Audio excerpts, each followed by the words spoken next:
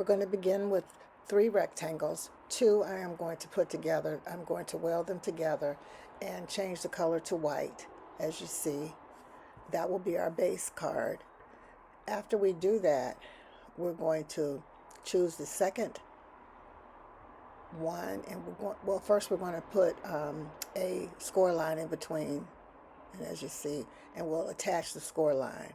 After that, we're going to change the color of the rectangle to another color, because this will be the inside of the card. So what you see me doing is bringing the card forward, putting a text, and choosing my text that I want to use.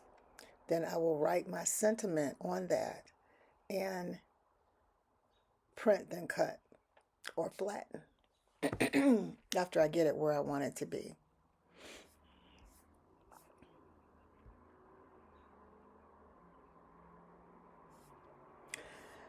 And this is a sentiment that speaks to the credit cards on the side of the wallet as well.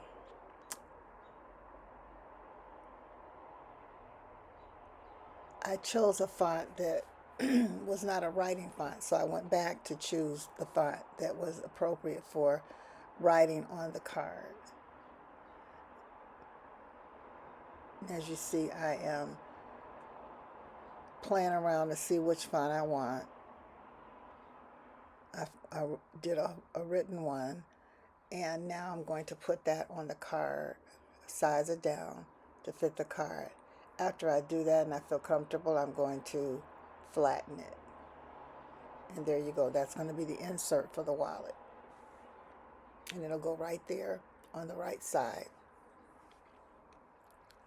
The next step you'll see me do is to select another rectangle and use that to make a slit in the card, as you'll see. So I choose a square, I size it down to almost a line, not quite, giving me enough room where I can slide something in. It's going to cut out that area. Excuse me for the sirens. I do live near a fire station. I'm going to choose 3 of those lines by duplicating them like this. And I have to go back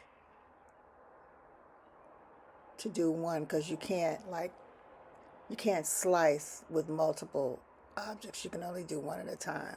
So I slice one line, then I slice another line. When you highlight it and you click slice, and after that I size them down to where I want it to be, and I use 3. Next, we're going to select a credit card size that we want, and we're going to start playing around with the card. How big does the card have to be to go into the slit? And so I did it facing vertical, and I think I kind of wanted it to be the other way. So I just turned them the other way, and I chose different colors for the cards, as you can see here. And now I'm going to start playing around with how I want to decorate the cards, which is really fun. I selected sayings that were more religious, because I just felt that would be a good way to express, how you're going to live your life, how you're going to live your financial life. So I downsized those. One I selected was Blessed Incorporated.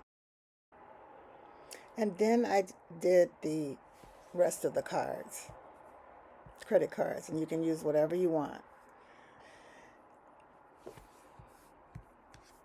So next we're going to look at how to finish up the credit cards and place them into the card. So as you see, I'm gluing on some silver strips made out of the metallic paper from Michael's Recollections, and doing each card like that. The next thing I'm going to do is I'm going to put those cards to the side and glue all of my inside of my card. Make sure that when you glue the left side of the card that you only glue around the edges so that you have room to put your credit cards in. I also went to the right side of the card and I put my sentiment page on there, as you see. And I'm going to glue that on as well. Next, I made sort of a little mistake and I had to go back and correct it. So what I did was I just glued another card the same size for the exterior of the card on the front and glued that down. And then you'll see me trim it to kind of hide a mistake I made. So I'm just trimming around the card to make sure everything is done in good time and that everything works out. Sometimes making these cards can be tedious, however, they're fun to make and I love putting them together. I used foam tape from Dollar Tree, and I put it on all four sides of that front card panel, and I'm going to glue that down, getting it as straight as I can. And I'm going to look at how to do the closure of the card or the wallet.